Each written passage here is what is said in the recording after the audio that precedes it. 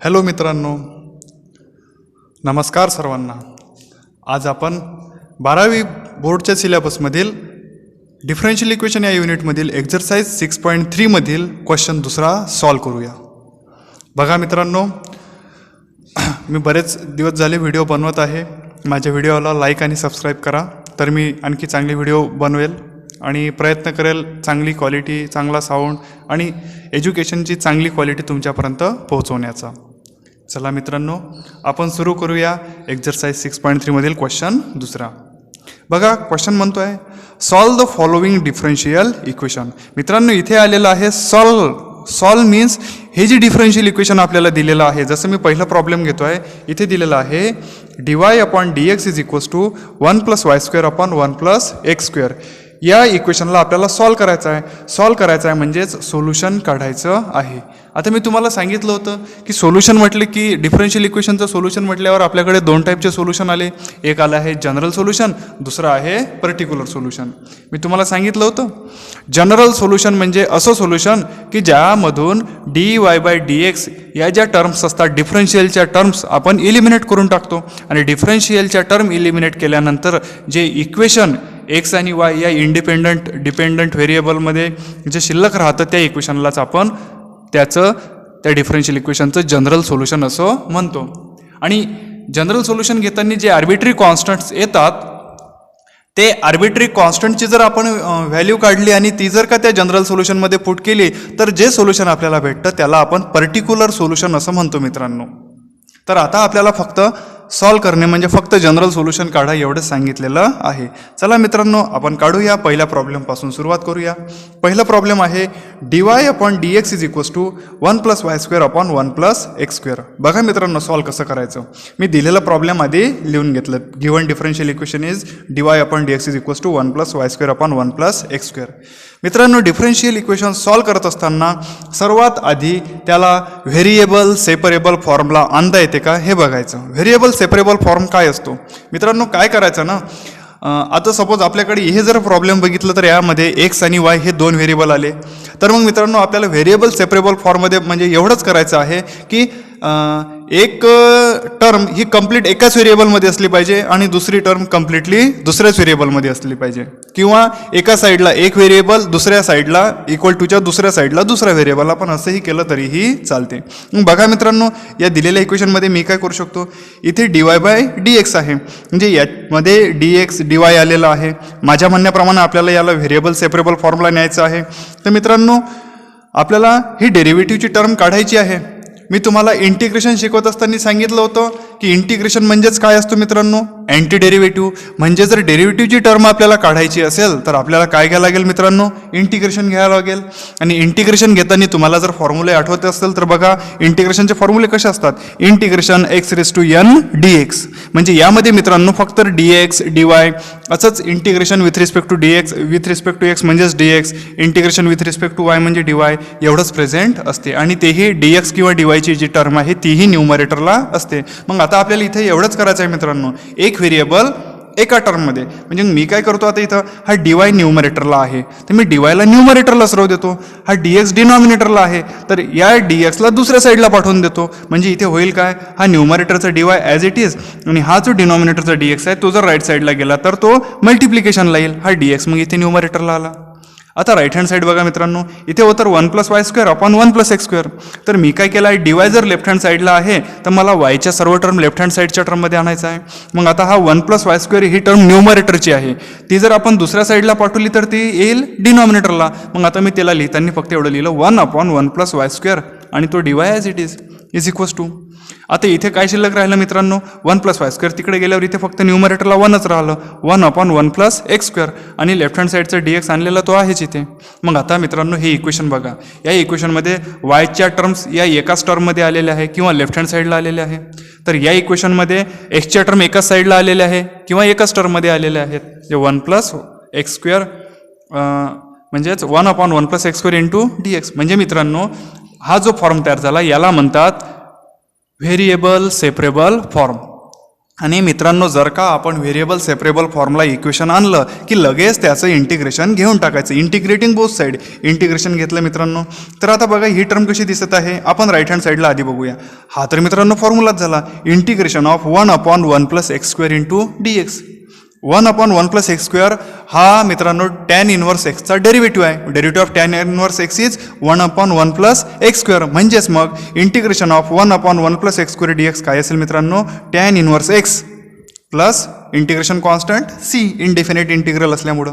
तसंच left hand साईडला काय होईल मित्रांनो, integration of 1/1 + y² into dy. Same term. तर मग हे काय होईल, tan इनवर्स ऑफ y. आता with respect to y integration आहे मित्रांनो, त्यामुळं आपल्याला परत डिनॉमिनेटरमध्ये डेरिव्हेटिव्ह वगैरे घ्यायची आवश्यकता नाही, कारण ही टर्मच integration of 1/1 + y² into dy. म्हणजे हे वाय व्हेरिएबलमधलंच प्रॉब्लेम आहे आणि इंटिग्रेशन विथ रिस्पेक्ट टू वायचं आहे. त्या कारणानं आपण इथे डायरेक्ट फॉर्म्युला लावून इंटिग्रेशन ऑफ 1/1 + y² इंटू dyला आपण tan इनवर्स y असं लिहू शकतो. म्हणजे आपलं जे आन्सर झालं tan inverse y = tan inverse x + c. या आन्सरमध्ये मित्रांनो जरी दोन इंटिग्रेशन असले तरी आपण एकदाच त्याचं इंटिग्रेशन कॉन्स्टंट +c घेतलेला आहे आणि या मध्ये हा जो c आलेला आहे हा नवीन आर्बिट्री कॉन्स्टंट आहे. मित्रांनो जी टर्म होती ती dy/dx म्हणजे एकच डेरिव्हेटिव्ह होतं. एकच डेरिव्हेटिव्ह असल्यामुळे इथे एकच आर्बिट्री कॉन्स्टंट c आलेला आहे. मित्रांनो tan inverse y = tan inverse x + c हे जे आपलं सोल्युशन आलेलं आहे यामध्ये कुठेही डिफरन्शियल प्रेझेंट नाही आहे. म्हणजे जे इक्वेशन आलेलं आहे याला आपण काय म्हणू शकतो, this is required general solution. जर मित्रांनो तुम्हाला पहिलं हे प्रॉब्लेम कळलं असेल तर पुढील प्रॉब्लेम पटापट समजतील. चला मित्रांनो दुसऱ्या प्रॉब्लेमकडे जाऊया. बघा दुसऱ्या प्रॉब्लेममध्ये काय दिलेलं आहे, log of dy/dx = 2x + 3y. मित्रांनो यामध्ये dy/dx टर्म आलेली आहे म्हणजे हे डिफरन्शियल इक्वेशन झालं. आता या डिफरन्शियल इक्वेशनचं जनरल सोल्युशन आपल्याला काढायचं आहे. बघा मित्रांनो मी त्यासाठी काय करतो, दिलेलं डिफरन्शियल इक्वेशन लिहून घेतलं. मित्रांनो आपल्याकडे लॉगरिदमची डेफिनेशन आहे, त्यानुसार log of y to the base a = x. म्हणजे अशी जर लॉगरिदमची टर्म प्रेझेंट असेल तर आपण यालाच काय कसं लिहू शकतो मित्रांनो, यालाच आपण लिहू शकतो y = म्हणजे ज्या टर्मचा लॉग आपण घेताय ती टर्म y = लॉगचा जो बेस राहतो बेस आणि लॉगचं जे आन्सर राहतं ते त्याच्या पॉवरला म्हणजे a⁻x. म्हणजे log of y to the base a = x लाच आपण कसं लिहू शकतो मित्रांनो, y = a⁻x. मित्रांनो हाच लॉगरिदमचा फॉर्म्युला मी या टर्ममध्ये वापरतो लॉग घालवण्यासाठी. मग बघा इथे काय होईल, log of dy/dx. आता इथे लॉगचा बेस दिलेला आहे का, नाही. म्हणजे बेस किती असेल, नक्कीच जेव्हा लॉगचा बेस दिलेला नसतो तेव्हा तो बेस ई घ्यायचा, नॅचरल लॉगरिदम. आणि राईट हँड साईडला आहे 2x + 3y. मग या डेफिनेशन मित्रांनो हे काय होईल, e⁻2x + 3y = dy/dx. म्हणजे लॉगच्या आतमधली term dy/dx as it is आणि लॉगचा जो बेस होता तो म्हणजे राईट हँड साईडला ई आणि जे आन्सर होतं लॉगचं ते म्हणजे त्या ईला पॉवरला असेल म्हणजे e⁻2x + 3y. मित्रांनो सॉल्व करूया. dy/dx as it is e⁻. इथे आपण फॉर्म्युला लावूया. मित्रांनो आपल्याला माहिती आहे जर एखादी टर्म असेल a⁻m + n असेल तर यालाच आपण a⁻m × a⁻n हा इंडेक्स फॉर्म्युला लावू शकतो. आणि त्या फॉर्म्युल्यानुसार मित्रांनो मी इथे काय केलं हे सेपरेट लिहिलं, e⁻2x × e⁻3y. चला मित्रांनो पुढे बघा इथे काय झालेलं आहे, एक्सची टर्म वायची टर्म एकाच साईडला आलेलं आहे. तर आपल्याला हे इक्वेशन आधी व्हेरिएबल सेपरेबल फॉर्म्युला नेता येते का आपण बघूया. इथे न्यूमरेटरला dy आलेला आहे म्हणजे वायच्या टर्म्स आपल्याला लेफ्ट साईडला न्यायच्या आहे. तर राईट हँड साईडमध्ये e⁻3y ही वायची टर्म आहे, ही मल्टिप्लिकेशनला आहे. ती जर आपण लेफ्ट हँड साईडला पाठवली तर ती येईल डिवायडेशनला म्हणजे ती होईल 1/e⁻3y इंटू dy जो आहे तो dy जसा तसा. हा भागाकारातला dx आपण राईट हँड साईडला पाठवून देऊ म्हणजे इथे काय शिल्लक राहील राईट हँड साईडला हा e⁻2x आणि आता हा dx आलेला इथे लिहिला. मित्रांनो पुढे बघा जर ही टर्म बघितली तरी लेफ्ट साईडला फक्त वायच्या टर्म्स आणि राईट साईडला फक्त एक्सच्या टर्म्स म्हणजे व्हेरिएबल सेपरेबल फॉर्म्युला आलेला आहे. आणि व्हेरिएबल सेपरेबल फॉर्म्युला आला की लगेच घ्यायचं integration, integrating both side. Left hand साईडचं इंटिग्रेशन आणि राईट हँड साईडचं इंटिग्रेशन. हे सॉल्व करत असताना e⁻3y आहे, हेच जर आपण न्यूमरेटरला लिहिलं तर ईची पॉवर होईल मित्रांनो -3y into dy = right hand side as it is. बघा मित्रांनो इथे आपल्याकडे फॉर्म्युला आहे integration e raise to x d x का राहते मित्रांनो, ई रेस टू एक्सच म्हणजे एक्सपोनेन्शियल फंक्शनचं इंटिग्रेशन एक्सपोनेन्शियल फंक्शनच राहते, म्हणून e raise to -3y integration -3yच असेल. पण इथे ही कंपोजिट टर्म आली आहे आणि जेव्हा कंपोजिट टर्म येते तेव्हा त्या कंपोजिट टर्मचा डिनॉमिनेटरमध्ये घ्यावा लागतो डेरिव्हेटिव्ह. म्हणजे मग हा जो -3y आहे याचा मी डिनॉमिनेटरला घेईल डेरिव्हेटिव्ह घेत असताना -3 कॉन्स्टंट आहे तो बाहेर लिहून घेतला मित्रांनो, -3 into derivative of y with respect to y किती येतो मित्रांनो 1, कारण हे integration with respect to y होतं. ठीक आहे, is equals to right side बघा मित्रांनो, एक्सपोनेन्शियल फंक्शनचं integration, exponential function as it is पहिले ई रेस टू 2x, पण कंपोजिट फंक्शन आल्यामुळे डिनॉमिनेटरला त्याचा डेरिव्हेटिव्ह 2x चा डेरिव्हेटिव्ह डिनॉमिनेटरला घेऊया. घेताना 2 कॉन्स्टंट बाहेर काढले, derivative of x with respect to x आला 1. मित्रांनो इंटिग्रेशन आटोपलं म्हणून इंटिग्रेशन कॉन्स्टंट घ्यायचं मित्रांनो +c1. चला पुढे मित्रांनो, याच्या पहिल्या टर्मच्या डिनॉमिनेटरला -3, तसंच राईट हँड साईडला जी टर्म आहे त्याच्या डिनॉमिनेटरला आलेला आहे t. आपण हे सॉल्व करण्यासाठी काय करू मित्रांनो, बोथ साईडला 3 2 6 म्हणजे LCM 6ने मल्टिप्लाय करूया आणि 6ने जर आपण बोथ टर्मला मल्टिप्लाय केले तर इथे काय होईल मित्रांनो, हा होईल -6ने मित्रांनो इथे मी मल्टिप्लाय केलेला आहे. -6ने मल्टिप्लाय केल्यामुळे वरचा मायनस खालचा मायनस कॅन्सल, 3 2 6 म्हणजे हे झालं 2 × e⁻³ इथे 6ने मल्टिप्लाय केल्यावर -6ने मल्टिप्लाय केल्यावर मायनस ॲज इट इज आणि 2 1 2 2 3 6 म्हणजे 3 × e⁻²x आणि -6ने मल्टिप्लाय केल्यामुळे हे काय होईल मित्रांनो -6c1. तर मित्रांनो आपला फायनल आन्सर अशा प्रकारे काय होईल, -3 × e⁻²x लेफ्ट हँड साईडला गेल्यामुळे झालं plus e⁻³ 3 × e⁻²x plus left hand साईडची term 2 × e⁻³ as it is equals to right hand साईडला मित्रांनो आपल्याकडे शिल्लक आहे -6c1. तर याबद्दल आपण या कॉन्स्टंटबद्दल आर्बिट्री कॉन्स्टंट कॅपिटल C घेऊया.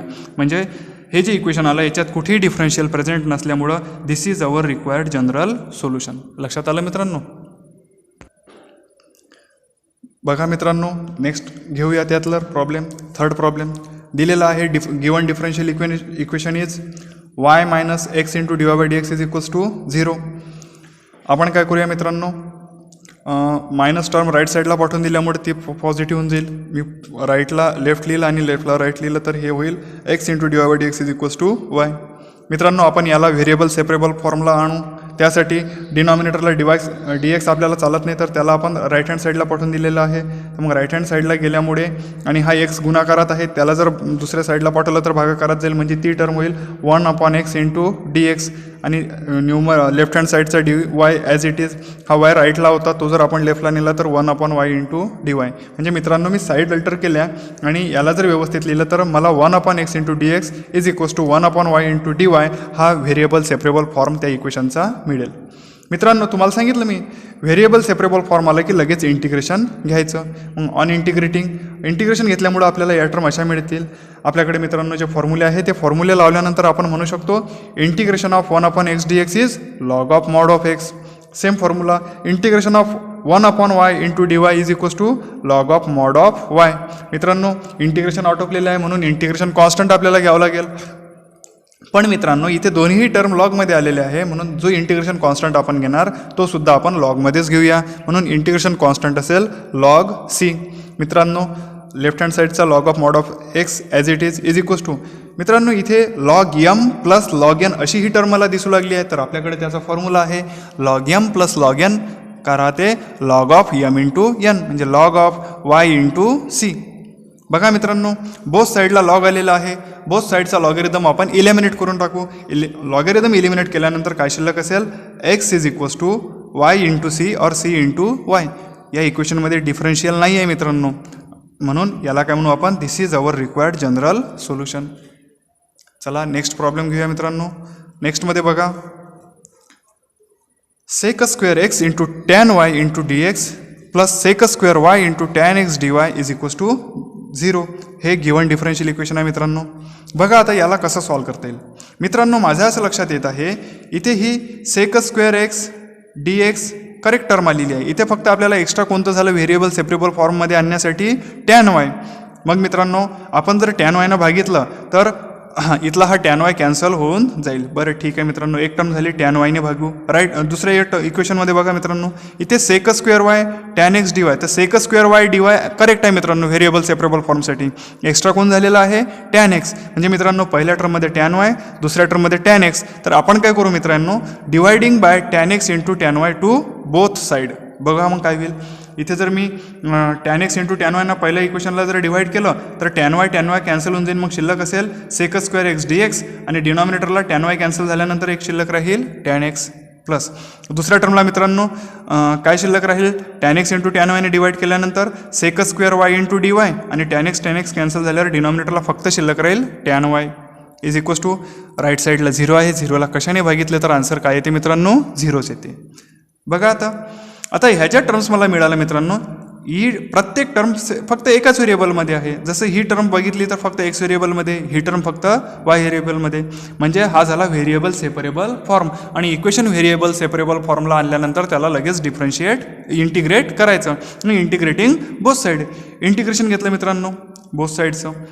बघा मित्रांनो काय होईल आता, इथे जर आपण व्यवस्थित ऑब्झर्व केलं, integration of sec square x upon tan x into d x.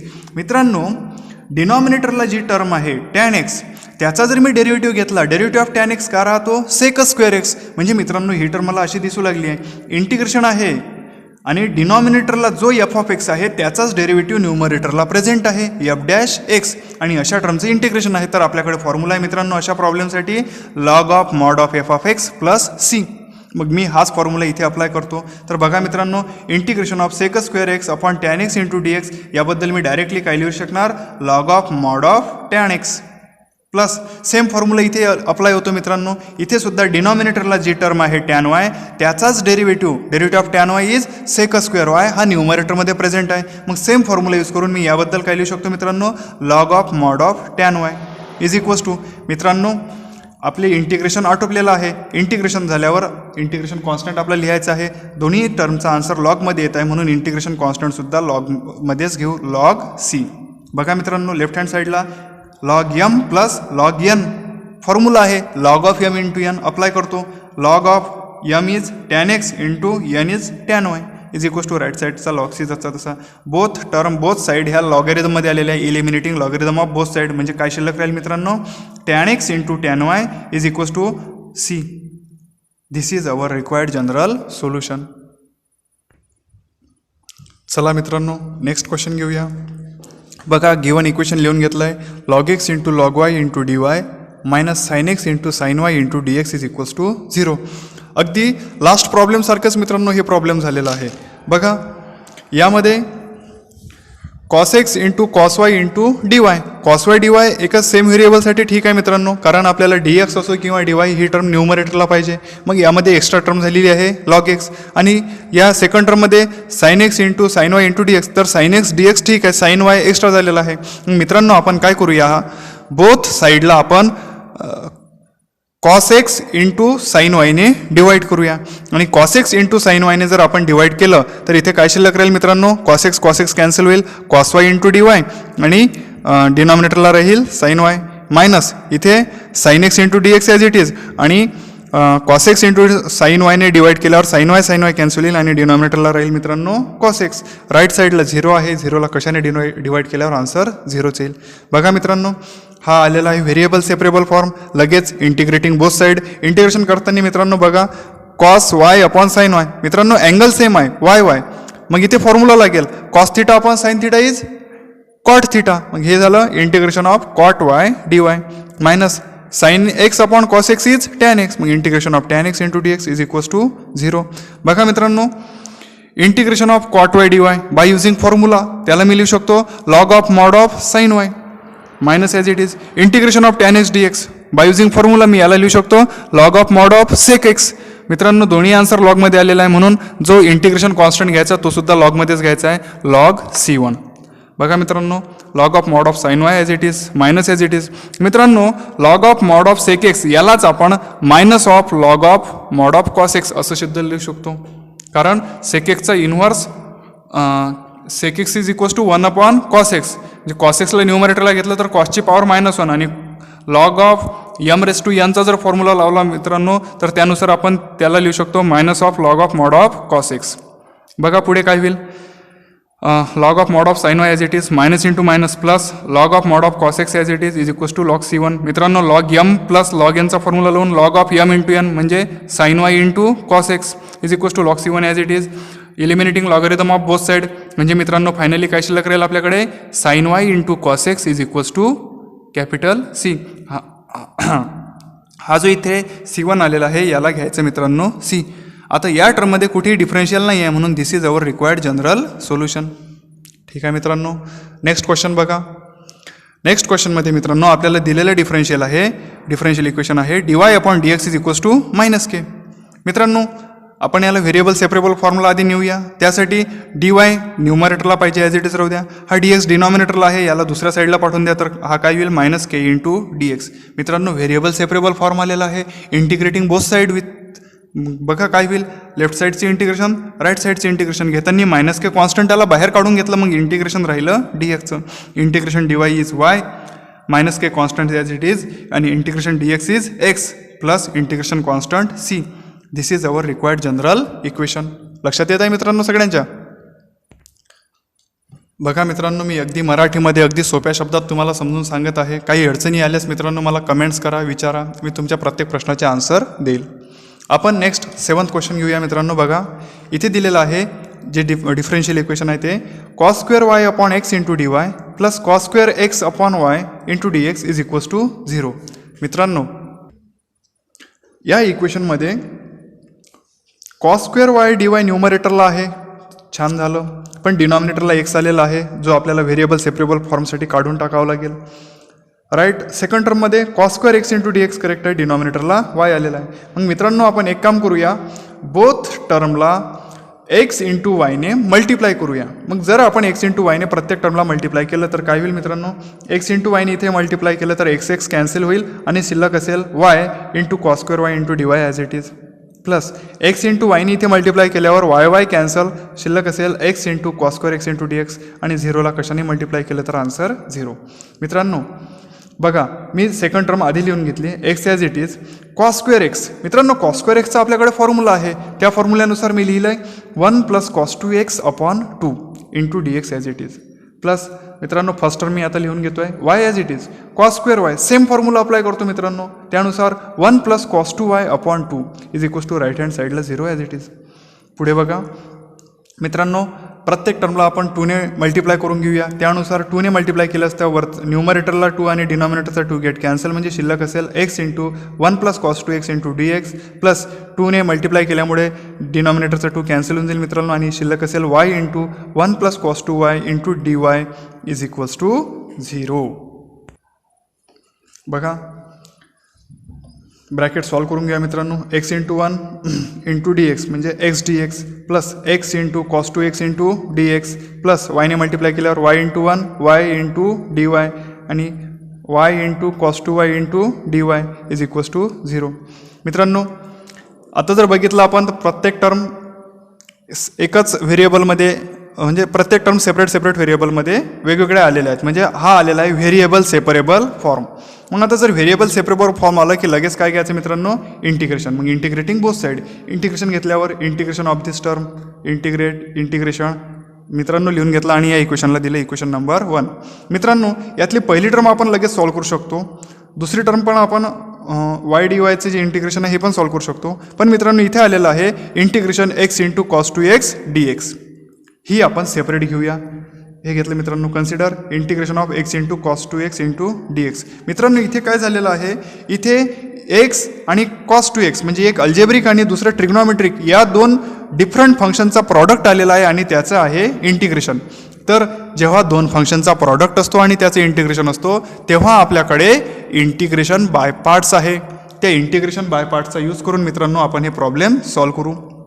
बघा मित्रांनो इंटिग्रेशन बाय पार्ट्स यूज करत असताना आपल्याला आधी लाईट रूल चेक करावा लागतो. त्यानुसार LIA म्हणजे अल्जेब्रिक फंक्शन आधी येत आहे, नंतर टी म्हणजे ट्रिग्नॉमेट्रिक फंक्शन नंतर जात आहे. तर अल्जेब्रिक फंक्शन आधी येत आहे म्हणजे एक्स हे आपलं फर्स्ट फंक्शन होईल, तर कॉस 2x सेकंड फंक्शन होईल. And then by applying integration by parts आपण सॉल्व करू शकतो मित्रांनो. First function that is x into integration of second function that is integration of cos 2x minus integral in bracket derivative of first that is ddx of first function is x into integration of second that is integration of cos 2x. Okay, and हा जो मोठा integral आहे त्याचा हा मित्रांनो बाहेर dx. बघा मित्रांनो पुढे हा x as it is integration of cos 2x is sine 2x. पण मित्रांनो कंपोजिट फंक्शन आहे, आतमध्ये 2x आलेला आहे, मोर दॅन x आहे, म्हणून डिनॉमिनेटरला त्याचा डेरिव्हेटिव्ह घेतला. 2x चा डेरिव्हेटिव्ह मित्रांनो 2 minus as it is derivative of x with respect to x 1 integration of cos 2x same मित्रांनो that is sine 2x. But ही टर्म 2x आहे, मोर दॅन x आहे, म्हणून डिनॉमिनेटरला त्याचा डेरिव्हेटिव्ह 2x चा डेरिव्हेटिव्ह मित्रांनो 2 इंटू बाहेरचा dx as it is x into sine 2x upon 2 as it is minus 1 upon 2 constant आहे, इंटिग्रेशनच्या बाहेर घेतलं मित्रांनो. मग नंतर शिल्लक राहिलं integration of sine 2x into dx. मित्रांनो integration of sine is minus cos, so that integration of sine 2x is minus cos 2x आला, कंपोजिट फंक्शन आलं, म्हणून डिनॉमिनेटरला त्याचा डेरिव्हेटिव्ह घेतला असता 2x चा डेरिव्हेटिव्ह येईल मित्रांनो 2. म्हणजे मित्रांनो integration of x into cos 2x into dxचा आन्सर मला काय मिळालं, x into sine 2x upon 2 minus into ब्रॅकेटमधलं minus plus minus into minus plus आणि 1ने मल्टिप्लाय केल्यावर कॉस 2x न्यूमरेटरला आणि डिनॉमिनेटरला 2 2 जार 4, म्हणजे हे मला आन्सर मिळालं मित्रांनो. मित्रांनो जे आपलं इक्वेशन 1 आहे त्यामध्ये जी दुसरी टर्म लास्ट टर्म आहे ती आहे integration of y into cos 2y. Same term आहे मित्रांनो. Similarly integration of y into cos 2y into dy. मी याच इंटिग्रेशनप्रमाणे याचे आन्सर लिहू शकतो मित्रांनो y into sine 2y upon 2 plus cos 2y upon 4. मित्रांनो लक्षात आलं, कारण ही आणि ही टर्म सेम असल्यामुळं जी हे एक्स व्हेरिएबलमध्ये असल्यामुळे हे आन्सर आलं, तर वाय व्हेरिएबलमध्ये असल्यामुळं हे आन्सर येईल मित्रांनो. अशा प्रकारे आपण थर्ड आणि फोर्थ टर्मचं इंटिग्रेशनचा आन्सर काढलेला आहे मित्रांनो. आता आपण इक्वेशन 1मध्ये या व्हॅल्यू सबस्टिट्यूट करूया आणि इक्वेशन 1 सॉल्व करूया. म्हणून मित्रांनो इक्वेशन 1 इम्प्लाइज, तर बघा काय होईल. पहिली टर्म आहे मित्रांनो इंटिग्रेशन एक्स dx. काय राहते मित्रांनो integration x dx x raise to 2 upon 2 plus integration y dy y raise to 2 upon 2 plus integration of x into cos 2x dx. हे आन्सर काढलेलं आहे x sine x upon 2 plus cos 2x upon 4 plus integration of y into cos 2y dy. हे answer काढलं आहे y into sine 2y upon 2 plus cos 2y upon 4. आणि right hand साईडला मित्रांनो सर्व इंटिग्रेशन झाल्यामुळे इंटिग्रेशन कॉन्स्टंट घ्यायचा plus c1. Okay, चला मित्रांनो बघा प्रत्येक टर्मच्या डिनॉमिनेटरला 2 आणि 4 आलेला आहे. तर मित्रांनो एक काम करूया, आपण LCMना प्रत्येक टर्मला मल्टिप्लाय करूया. LCM येईल मित्रांनो 4 आणि 4ने जर आपण मल्टिप्लाय केलं थ्रूआउट तर बघा काय होईल. 4ने मल्टिप्लाय केल्यामुळं इथे राहील 2x² प्लस इथे राहील 2y² plus 2x into sine 2x plus 4 4 cancel होईल कॉस 2x प्लस 4ने मल्टिप्लाय केल्यावर मित्रांनो 2y into sine 2y plus 4ने मल्टिप्लाय केल्यामुळे इथे फक्त राहील कॉस 2y. राईट साईडला मित्रांनो it is equals to c1 into 4 is that is 4c1. बघा मित्रांनो या दोन्ही टर्ममधून 2 कॉमन काढून घेतला आहे. 2 कॉमन काढल्यामुळे 2 into x² plus y² plus मित्रांनो ही आणि ही टर्म सेम आहे, तर यामधून आपण 2 कॉमन काढून घेऊया. त्यामुळे काय राहील 2 in bracket x into sine 2x 2 common काढल्यामुळे इथे plus y into sine 2y plus remaining terms मित्रांनो cos 2x plus cos 2y आणि राईट हँड साईडला आहे मित्रांनो 4c1. आपण काय करूया 4c1च्या ऐवजी एक नवीन कॉन्स्टंट घेऊया दॅट इज मायनस c आणि तो जर आपण लेफ्ट साईडला नेला तर तो काय होईल मित्रांनो plus c. It is equals to 0. मित्रांनो या इक्वेशनमध्ये कुठेही डिफरन्शियल टर्म प्रेझेंट नसल्यामुळं this is our required general solution. मित्रांनो सर्वांना लक्षात येत आहे? ठीक आहे मित्रांनो, स्क्रीनशॉट घेऊन घ्या. चला मित्रांनो नेक्स्ट क्वेश्चन सॉल्व करूया. यामध्ये दिलेलं आहे y³ minus dy by dx is equals to x² into dy by dx. Hello मित्रांनो बघा y³ minus dy by dx is equals to x² into dy by dx. काय करूया मित्रांनो या इक्वेशनला आपण व्हेरिएबल सेपरेबल फॉर्मसाठी तयार करूया. मग y³ ची टर्म एका साईडला ॲज इट इज आपण राईट हँड साईडमध्ये dy बाय dxला कॉमन काढूया. dy बाय dxला कॉमन काढल्यामुळे इथे शिल्लक राहील मित्रांनो x² आणि dy बाय dx तिकडे आल्यामुळे plus 1 plus x² into dy by dx. मित्रांनो व्हेरिएबल सेपरेबल फॉर्मसाठी लेफ्ट हँड साईडचा y³ राईट हँड साईडला नेल्यामुळे 1 अपॉन y³ इंटू हा dy ॲज इट इज आणि या राईट हँड साईडच्या एक्सच्या टर्म जर लेफ्ट हँड साईडला नेला तर यालाच लिहिता येईल मित्रांनो 1/1 + x² इंटू dx. हा आला व्हेरिएबल सेपरेबल फॉर्म. याला लगेच इंटिग्रेट करायचं, इंटिग्रेटिंग बोथ साईड मित्रांनो. इंटिग्रेशन लिहिलं. बघा मित्रांनो, इंटिग्रेशन ऑफ 1/y³ y³ जर न्यूमरेटरला घेतलं तर वायची पॉवर होईल मित्रांनो -3 इंटू dy. मित्रांनो सॉल्व करूया. Integration of 1/1 + x² into dx it is tan inverse x. It is equals to integration of x⁻n dx वाला फॉर्म्युला लावल्यावर काय होईल मित्रांनो, integration of y⁻³ dy is equals to y⁻³ -3 + 1 that is -2 in denominator -3 + 1 that is -2. Integration आटोपलं मित्रांनो म्हणून constant plus c1. बघा tan inverse x is equals to मित्रांनो इथे हे मायनस साईन न्यूमरेटरला लिहून घेऊया. y⁻² आहे ती जर डिनॉमिनेटरला आपण लिहिली तर त्याची पॉवर y⁻² +2 असेल मित्रांनो. म्हणजे हे होईल 1/2 इंटू y⁻² 2 + c1. मित्रांनो बोथ साईडला आपण 2y⁻² ने मल्टिप्लाय करूया. त्यामुळे काय होईल मित्रांनो बघा 2y² ने मल्टिप्लाय केल्यामुळं 2y² into tan inverse x is equals to इथे जर 2y² ने मल्टिप्लाय केलं तर न्यूमरेटर डिनॉमिनेटर कॅन्सल शिल्लक राहील -1 आणि इथे जर 2y² ने डिवाइड केलं तर मित्रांनो c1 into 2y².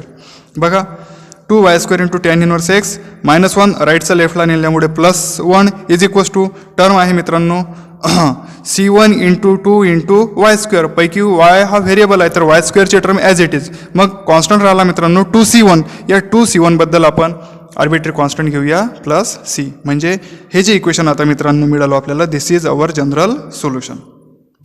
Next question बघूया मित्रांनो. Given differential equation is 2 into e⁻x + 2y into dx is equals to 3 into dy. बघा मित्रांनो 2 इंटू e⁻x + y ला इंडेक्स फॉर्म्युला वापरून आपण सेपरेट लिहू शकतो मित्रांनो e⁻x into e⁻2y into dx is equals to 3dy. मित्रांनो व्हेरिएबल सेपरेबल फॉर्ममध्ये नेऊया. 2 कॉन्स्टंट आहे as it is e⁻x into dy he term एका सेम व्हेरिएबलमध्ये असल्यामुळे इथेच राहू देऊया. e⁻2y मल्टिप्लिकेशनला हे जर दुसऱ्या साईडला पाठवलं तर डिनॉमिनेटरला जाईल. डिनॉमिनेटरची टर्म जर आपण न्यूमरेटरला लिहिली तर 3 कॉन्स्टंट ॲज इट इज तिची पॉवर होईल मित्रांनो e⁻2y तर e⁻2y होईल इंटू dy. मित्रांनो हा व्हेरिएबल सेपरेबल फॉर्म आलेला आहे. याला आपण इंटिग्रेट करूया. इंटिग्रेट केल्यामुळे हे इंटिग्रेशन लिहिलं मित्रांनो 2 कॉन्स्टंट आहे बाहेर घेतलं. इंटिग्रेशन ऑफ e⁻x dx का राहते e⁻x is equals to 3 constant as it is integration of e⁻2y dy काय राहील मित्रांनो e⁻2y आणि हे कंपोजिट फंक्शन असल्यामुळे डिनॉमिनेटरला या -2y फंक्शनचा डेरिव्हेटिव्ह घेतले असता -2 कॉन्स्टंट ॲज इट इज लिहून घेतला. वायचा derivative with respect to y मित्रांनो 1 येईल. -2 इंटू 1 इज -2 प्लस इंटिग्रेशन आटोपलं म्हणून इंटिग्रेशन कॉन्स्टंट प्लस c1. बघा मित्रांनो बोथ साईडला आपण 2 ने मल्टिप्लाय करूया. त्यामुळे काय होईल मित्रांनो 4e⁻x इज इक्वल्स टू हा मायनस न्यूमरेटरला लिहून घ्या -3 इंटू e⁻2y 2 कॅन्सल होऊन जाईल प्लस हे होईल मित्रांनो 2 ने मल्टिप्लाय केल्यामुळे 2c1. म्हणजे अशा प्रकारे 4e⁻x मायनस टर्म तिकडे नेली तर लेफ्टला नेल्यामुळे +3 into e⁻2y is equals to 2c1 बद्दल आपण नवीन आर्बिट्ररी कॉन्स्टंट घेऊया मित्रांनो कॅपिटल C. म्हणजे हे जे मित्रांनो इक्वेशन मिळालं this is our required general solution. चला मित्रांनो क्वेश्चन 1 मधील लास्ट प्रॉब्लेम आपण सॉल्व करूया. बघा गिव्हन डिफरन्शियल इक्वेशन मी लिहून घेतलं dy/dx is equals to e⁻x + y plus x² into e⁻y. बघा मित्रांनो याला व्हेरिएबल सेपरेबल फॉर्ममध्ये नेता येते का आणि कसं नेता येते ते आपण चेक करूया. e⁻x + y लाच मित्रांनो मी e⁻x इंटू e⁻y असं सेपरेट करून लिहू शकतो इंडेक्स फॉर्म्युला वापरून. नंतर मित्रांनो बोथ टर्ममध्ये e⁻y आलेला ही टर्म मी कॉमन काढून घेतली e⁻y म्हणजे इथे शिल्लक राहील e⁻x प्लस x² आणि e⁻y कॉमन गेल्यामुळे. पुढे मित्रांनो आपण व्हेरिएबल सेपरेबल फॉर्मसाठी प्रयत्न करूया. इथे dy न्यूमरेटरला आहे मग ही टर्म इथेच राहील. मग राईट हँड साईडचा e⁻y जर लेफ्ट हँड साईडला आला तर तो येईल 1/e⁻y into dy as it is. डिनॉमिनेटरचा dx आपण राईट हँड साईडला नेऊया मित्रांनो. राईट हँड साईडला ऑलरेडी प्रेझेंट आहे e⁻x प्लस x² आणि dx इकडे आल्यामुळे तो येईल मल्टिप्लिकेशनला. मित्रांनो आता हे जर इक्वेशन बघितलं तर दिस इज व्हेरिएबल सेपरेबल फॉर्म आणि व्हेरिएबल सेपरेबल फॉर्मला सॉल्व करण्यासाठी लगेच त्याचं घ्यायचं इंटिग्रेटिंग बोथ साईड. बघा मित्रांनो काय होईल, इंटिग्रेशन ऑफ 1/e⁻y लाच आपण e⁻⁻y इंटू dy असंही लिहू शकतो. इज इक्वल्स टू या टर्मचे इंटिग्रेशन. मित्रांनो सॉल्व्ह करूया. एक्सपोनेन्शियल फंक्शनचे integration exponential function as it is राहते मित्रांनो, म्हणजे e⁻⁻y चे इंटिग्रेशन येईल e⁻⁻y. पण मित्रांनो इथे पॉवरला -y आलेला आहे. -y हे असल्यामुळे हे झालं मित्रांनो कंपोजिट फंक्शन.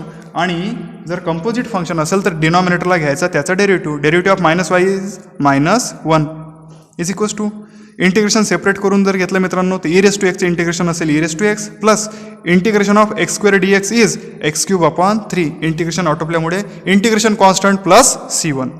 पुढे मित्रांनो मायनस इंटू प्लस ही टर्म होऊन जाईल -e⁻⁻y is equals to e⁻x plus x³ plus c1.